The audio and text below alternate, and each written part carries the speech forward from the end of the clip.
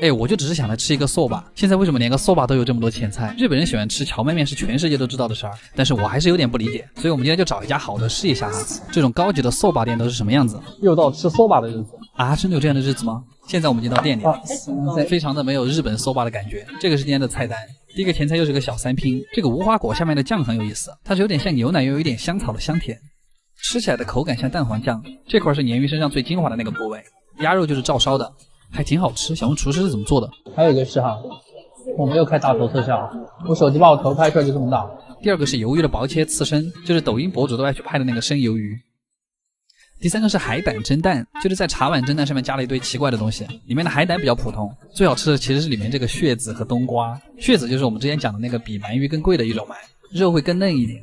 第三个菜是一盘草，不会是高级餐厅的？它是飓风葡萄的沙拉，但是里面有个非常奇怪的东西。还有点不敢吃呢，就是这个山羊起司，我不知道你们之前吃过这个没有？这个东西你只要吃一小个，你就感觉自己置身于羊圈之中，有几百只羊在你的舌头上面跳舞，那个骚味是羊腰子的好几倍。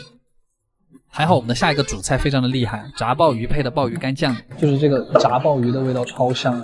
然后下面那个就是鲍鱼干磨成酱之后加了一点酱油调配出来的东西，它是有点照烧又有点苦又有点奶香的感觉，反正这个你一定要用鲍鱼把那个酱裹起来吃，多裹一点啊，贼香。这个真的是我今天吃到过最惊喜的一道菜。下一个菜是炸虾，虾头和身体是分开炸的，这个虾头一定要趁热吃，特别的脆，而且虾头的虾味是最浓的，嚼起来那个壳真的是越嚼越香。最后配上我最爱的青椒，我才反应过来为什么我们的soba还没有上。然后接下来还有主菜，主厨是要把我撑饱了再给我上面吗？这是一个芦笋和牛，就是煎的牛排，非常的胀肚子。但我今天是来吃soba的，没心情吃这些高级玩意儿。不过这个和牛软嫩的程度居然刚刚好，厉害呀师傅！配上一点芦笋，我决定收回刚才的抱怨。吃完最后一口和牛，我们终于到了今天的主菜 soba。其实荞麦面的面本身是没什么味道的，它的精华是这一杯蘸料，它里面是柠檬醋、臭橙醋各种醋加在一块儿，然后配上一点酱油生出来的东西。它嗦起来非常的有快感，因为它所有东西都是凉的。我下次要试试soba加可乐是什么感觉。对了，吃到最后你可以把这个白色的汤倒到你的蘸料里面，它那个汤也是很鲜的味道，汤汁才是荞麦面的精华。喝饱了之后再吃一点天妇罗，是不是感觉我说的非常轻松？但实际上肚皮已经鼓出来了。其实我想说，就光吃这个天妇罗就可以吃饱。最后啃一口虾，还有一份精致的甜品，来你们吃。阿基推荐指数8分，这种传统料理还是不要找那么高级的店，卡玩意儿。真的是纯正的5分熟，1分都不多。现在烤肉店都已经这么卷了吗？怎么一个烤肉都可以有这么多花样？嗨，大家好，我是阿子毅，现在又在表参道找到了家预约制的烤肉店。现在就来看看他们家有什么新鲜玩意儿。又到了吃烤肉的日子，这个口罩都快遮不住我脸了。感觉能修在这个地方的烤肉肯定不便宜。こんにちは。6です。はい、お願いします。这是我们点的限定套餐，去看懂的一个稀少部位。第一个小菜是这个豆腐，比较像那种甜口的豆腐脑，然后给我们上了巨多的泡菜，有一瞬间还以为自己在韩国烤肉店。第一个前菜是凉拌毛肚丝，感觉这个好像在国内经常吃。然后下一个菜是实打实给我上了2片生肉，还是100%生的那种。为什么不等锅热了再拿上来？那的话我还可以烤2下。然后第三个前菜又是一个半生不熟的东西，生鸡蛋拌牛肉粒，我们就姑且尝一口吧。它是有照烧酱在里面的，这个还可以，这个比刚才好吃多了。然后今天的第一个烤肉是牛心，我看小姐姐基本上烤了3秒钟就拿起来了，但是让我震惊的是，这个真的是巨好吃，它上面有一层薄薄的盐，把牛心的胆固醇味道衬托得很鲜美。接下来这块是火锅尼库，就是牛脸颊上的肉，这块肉的特点就是特别的松软，也算是一个稀少部位，这种肉就很适合后切，因为它嚼起来不费劲，因为它很肥，所以它在嘴巴里一下就摊开了。再来口刚才的萝卜泡菜，特别的爽口。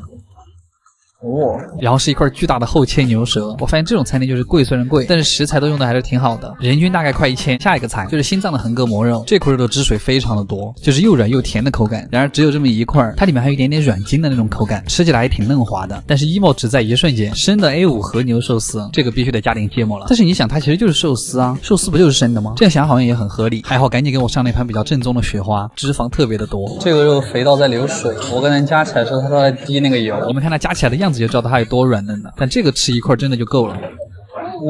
哎，你们看这个肉，它烤了超过3秒吗？小姐姐就是把肉摊开，然后卷起来，就直接加给我们了。我和小葵都震惊了，这个看上去好像只有一点点是熟的，蘸一点烤肉酱我们就可以放到碗里了。它是要裹着这坨很可爱的米饭吃。强行做了一个烤肉寿司，就是和牛的甜味和下面寿司米的甜味是不一样的，就两种甜味混合双打，非常的美妙。绝子又是一坨很好看的雪花厚切，这块烤的就比较久了，烤好之后会放到一个盛了酱油的碗里，里面还有一坨白萝卜泥，其实放一点在上面就可以了，这样吃起来就会压住雪花的油腻，这样一口塞嘴里就很过瘾。这个搭配是科学的。然后接下来直接端到一个锅上了，接下来应该就是寿喜烧了，里面那个棕色的汤就是寿喜锅的味道，然后还会在上面切很多的黑松露，他们家这个黑松露感觉还是有点来头，味道特别的大，然后和匀之后就可以吃了。然后剩下的鸡蛋液和寿喜锅的汤还可以再做一碗米饭，就是它是汽油的味道，黑松露这种还有点好吃。最后的主食是一碗寿吧，这个又是什么操作啊？我是吃不下了。但他们家这个甜品还有点意思，是一个堆成山的咖啡刨冰，还配了一碗黑色的不明物体，它这个太黑了，我相机都拍不出来。吃进去之后发现它其实是某种甜豆，感觉今天这家店是真的挺有创意的。阿基推荐指数8分，啥玩意儿？今天这家店太搞笑了，本来它是可以靠它的料理火的，然而风头全部被他们家的男服务员抢走了。带单身姐妹来这家店吃的怕不是怀石呀。Hello， 大家好，我是阿基，又到吃怀石的日子。今天是在 ins 上面刷到的这家店，看到好多女博主都在转发，我就带上了我的一个单身姐妹，悄悄咪咪的过来了。对不起，迟到了。我进来之后有个特别大的感觉，就这里的客人都穿得好好啊，然后我们的面前就是厨房，帅哥们就在我们的1米外做菜，非常的静不下心来。好了，不废话了，第一个菜是煎鱼加三文鱼肉末做的串，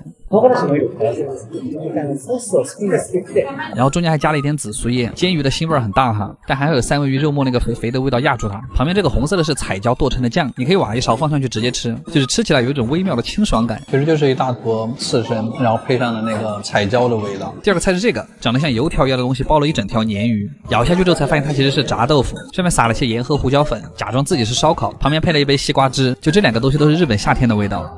第一次吃这样的鲶鱼，一口下去感觉包住了整个夏天啊，并没有。第三个菜是茄子跟蟹肉的搭配，这个菜有点好看，它是茄子皮包着蟹腿肉，它还怕你吃不到茄子味儿，还专门在汤里面配了一坨茄子酱，它那个蟹肉裹的这个酱真的非常好吃。下面这个黄色的是蟹黄浓汤，就是你喝进去的时候还有颗粒感，特别的浓。这又是一个高级版的平民菜。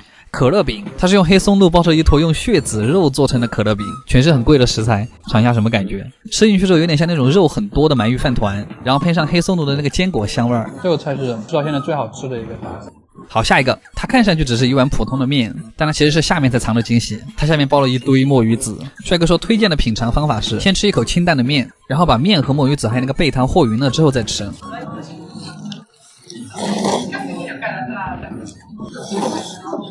感觉这个比荞麦面好吃10000倍，它这个面比荞麦面更薄更脆，而且下面的墨鱼籽真的巨多，就是你嗦一口面感觉嘴巴里都是粉粉的感觉，感觉像是一口吃了几万个墨鱼宝宝。下一个菜我很喜欢，它是牛肉配芝士面包，面包里面加的是烤化了的咸芝士，它下面那个是薄薄的一片牛肉火腿，旁边配了一些不知道什么的草。先尝一片这个面包，然后再把牛肉放到那个芝士面包上面，虽然这样一口有点大，但这样一起吃的味道才爽。还好有那个草，要不然真的太腻了。然后接下来上的是主食，玉米浓汤饭和猪肉串，还有一小碗紫苏叶。我觉得它这个重点应该是那个玉米汤，味道真的是浓郁香甜。它这个里面甚至加了一点蛋黄酱的那种，有一点点像那个咸蛋黄的味道，不单单只是玉米味哈，特别好吃。我宣布这个取代了之前的血籽可乐饼，成为了今天的全场最佳。好啦，最后的甜品是雪大福，就是2坨脆饼中间加了一坨雪大饼，大福里面是红豆沙和冰淇淋。这个让我想起了当年我求我妈求了1个月让她给我买的雪月饼。这家店的菜品总的来说还是很有创意的，就是味觉体验大探索。阿基推荐指数8.5分，卡玩意儿。小青椒吗？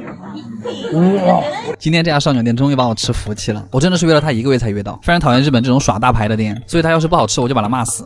这个一定要一口吃。今天就来看看，感觉我要被蛋液淹没了。这家在塔贝罗沟上面有4.17分的烧鸟店是什么样子？又到吃烧鸟串的日子。今天去的这个站叫压上站，那就看看我们今天能不能压得上。稍稍迟到了下回。感觉会被骂，因为非常严格。哎，吃东西不要想那么多。这种完全预制的烧鸟店有个特点，就是主厨会给你一直上菜，直到你把房子卖了或者你亲自叫停，他才会停。然后主厨旁边会放一个这个锤子，你们知道是干嘛用的吗？就是当你结账的时候，主厨如果发现你钱没带够，哎，他就会。不过啊，看到这3个师傅都没有头发，心里对味道还是放心了很多。好了，第一个串是烤鸡心，上面放了一点姜丝，它这个吃起来有点特别的是，里面全是那个心脏的肉汁，还不全是鸡的油水，其实更像是甲鱼汤的那个鲜味，特别的好吃啊。鸡心的软硬和盐的厚度也刚刚好，我甚至开始有点期待下一串了。接下来这个是鸡胗，挤上一点柠檬，它这个头其实还有点大，不要看它外面那么难嚼，但它其实里面是生软的，这种半生不熟的就很考验师傅的基本。下一个菜上了，是一盘豆腐前菜，浇上一点酱油就可以吃了，表皮酥脆，里面的嫩豆腐还很扎实。接下来这个是鸡脖子肉，我经常在想鸡脖子不是没什么肉吗？这一整串一只鸡到底够不够得了？但它的肉质是真的很嫩，就特别的弹牙，这个部位真的贼好吃。吃多了肉，我们再来点素菜啊，烤大香菇。师傅还专门提醒说小心里面的油水烫嘴，你看光是这样摇都看得到里面的油水在动。它是先腌了之后再烤，哇哦！然后这个是鸡脆骨，边角都有点烤焦了，我觉得它那个骨头吃起来肯定很脆。它这个真的是肉跟骨头是连在一块的，就不是那种超市里面看到的假的。骨肉相连的那个地方油脂特别的多。然后接下来是鸡肉丸子，它居然没有给我配蛋黄。它这个肉丸咬开里面还有惊喜，就是里面全是脆骨，嚼起来都是嘎吱嘎吱的。接下来是一串银杏，其实就是白果吧，真的很像烤小土豆。然后师傅好像听到了我们在讨论为什么提灯还没上，这次的提灯蛋液特别的饱满。其实要一口吃，主要是因为提灯的重点其实是后面卵巢的部分，未成熟的卵其实只是充当一个背景的作用，衬托出卵巢肉质的嫩。接下来又是一个稀少部位，鸡的食道，这个吃起来的整体感觉就是巨弹牙，然后怎么嚼都嚼不烂。而且它食道的外面一圈还是脂肪，然后是一盘形状怪异的青椒，所以这到底是什么椒？我还是第一次吃。它是圆的，它吃起来其实是甜的，上面还有一点芝士碎末，比普通青椒的皮更多更厚。然后是鸡中翅，都已经帮你切好了，虽然很香，但我还是更喜欢肯德基的辣翅。然后是两种不同部位的鸡腿肉，两个的口感还是有微妙的区别，但是都是嫩化的那种，就是基本功嘛。最后还给我上了一串鸭肉，我其实已经有点吃不下了，我们还是让师傅最后烤个素菜吧。还真就给我上了这么大一坨山药，不过这个山药其实烤得挺甜的，感觉自己像在吃藕，就是这个拉丝看起来有点奇怪。好了，最后不管多撑，还是要用碳水来解决才有满足感。这是烧鸟店必备的亲子冬，它还在表面上浇了一层蛋液，中间还有海苔，吃起来的味觉体验还是挺丰富的。甜品是一个菠萝啊，那它其实就是一个菠萝的味道，这个应该比较好脑补。阿基推荐指数9分，是要比普通的店好一些。卡玩意儿。